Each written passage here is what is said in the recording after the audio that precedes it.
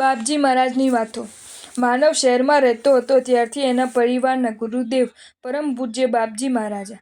એમનું નિવાસસ્થાન ફતાસાની ફોળમાં એટલે પૂજ્ય બાપજી મહારાજા સાથે ખૂબ નિકટે. નજીકમાં જ દાદા બિરાજમાન હોવાથી દાદા સાથે એમના પરિવારના વડીલ દાદાની ભક્તિથી પૂર્ણ મિત્રતા. વારંવાર દાદાના સહવાસે તે ભક્તિ ચોળ મજીઠના રંગે રંગાઈ હતી.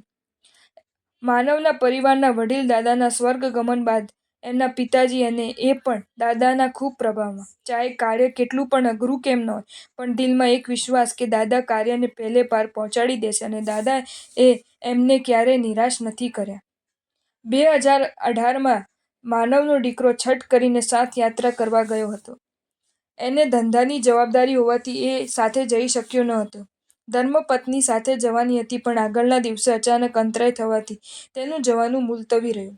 દીકરાના 4-5 મિત્રો, અન્ય સ્વજનો તેમજ એમની આજુબાજુના રહીશો અને એમના સંઘના લોકો પણ સાથે હતા.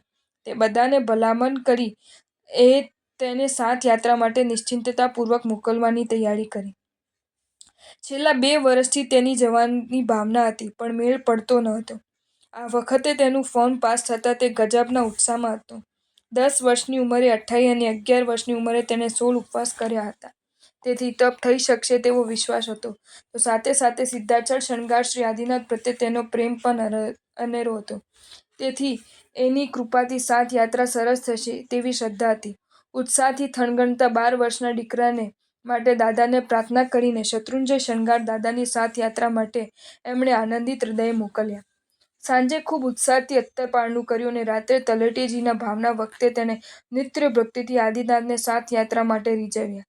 રાત્રે તેની બધી વાતો એમને ઉત્સાહપૂર્વક જણાવી. દીકરાની આવી ભાવનાઓથી એમને પણ સંતૃપ્ત હૃદયે સૂઈ ગયા. બીજે દિવસે સવારે ફોનથી એમનો આશીર્વાદ લઈને દાદા ગુરુદેવને યાદ કરી તેણે સાથ યાત્રાનો પ્રારંભ કર્યો. ત્રીજી ચોથી યાત્રાના ભયંકર થાક તરસ વચ્ચે અડીખમ રહી તેણે પહેલા દિવસે 6 યાત્રા પૂર્ણ કરી. નીચે ઉતર્યા બાદ તેણે એમની સાથે ટૂંકમાં વાત કરી કે યાત્રા સરસ થઈ છે, ખૂબ થાકી ગયો છું તેથી જલ્દીને જઈને સૂઈ જઉં છું. વૈયાવચ કરનારોને સુંદર સેવા કરીને તેને સુવાડી દીધો. થાક્યો પાક્યો તે સૂઈ ગયો હતો. સવારના 5 ક્યારે વાગ્યા તેને ખબર પણ ન પડી. સેવાર્થીઓના અઢળક પ્રયત્નો પછી તે 6 વાગે ઉઠ્યો. ગઈકાલની ભૂખ તરસ થાકથી તે એટલો હારી ગયો હતો કે તેણે યાત્રા કરવાની ચોખ્ખી ના પાડી દીધી. નજીકના સ્વજનો, મિત્રો, સંબંધીઓ અને સઘના વડીલોની કોઈ વાત સાંભળવા તે તૈયાર ન હતો. એકવાર તો તે એવો કંટાળીને બોલી ઉઠ્યો કે તમે મને શા માટે આટલો આગ્રહ કરો છો? તમારે જવું હોય તો જાઓ, મારી પંચાયત કરવાની કોઈ જરૂર નથી. આખર માનવના મિત્રે એને ફોન કરી બધી વાત જણાવી.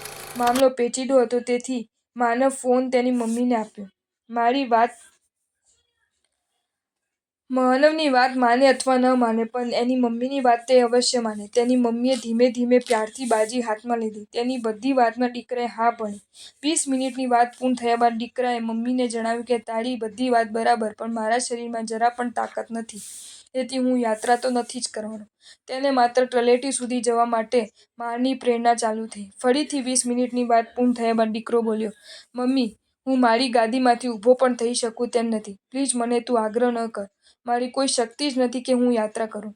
આટલું બોલતા તો તે રડી પડ્યો અને એની મમ્મી પણ હિંચકા ભરવા લાગી. વાતાવરણની ગંભીરતા સમજી માનવે ફોન કટ કરી દીધો. 12 વર્ષનો દીકરો 6 યાત્રા કર્યા બાદ 7મી યાત્રા માટે સાવ નન્નૈયો ભણી દે તે કયા માવતરને પાળવે? એમના હાથમાં રહેલા બધા જ પ્રયત્નો નિષ્ફળ થઈ રહ્યા હતા. ત્યારે એમને અચાનક દાદા યાદ આવ્યા. એમના ઘરમાં એમને દાદાની મનમોહક પ્રતિકૃતિ સ્થાપી છે. એમને અપાર આસ્થા લઈને દાદાની ચરણોમાં પહોંચ્યા. એમણે દાદાને વિનવ્યા, દાદા હવે માત્ર આપનો સહારો છે.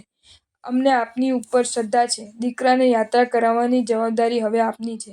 દાદાની સ્તુતિ બોલી દાદાના પ્રભાવી મંત્ર જાપ ચાલુ કર્યા. દાદાના નામની એમણે 11 માળા ગણી. 11મી માળા ગણતા વખતે એમને અંદરથી એવો ભાસ થયો કે દીકરાને હવે યાત્રા કરવાનું જણાય.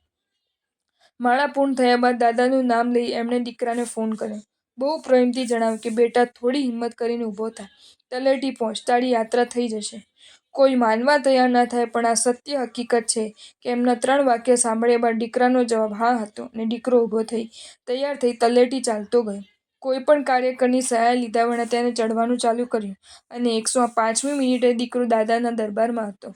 દાદાના અભાવ પ્રભાવથી પ્રભાવિત થવું કોને ન ગમે?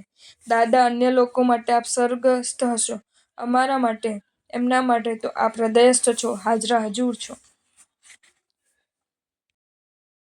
જો તમને આ વિડીયો ગમ્યો હોય તો આ વિડીયોને લાઈક કરો અને મારી ચેનલ જૈન ફેક્ટ્સ એન્ડ સ્ટોરીઝને સબસ્ક્રાઈબ કરો. ધન્યવાદ.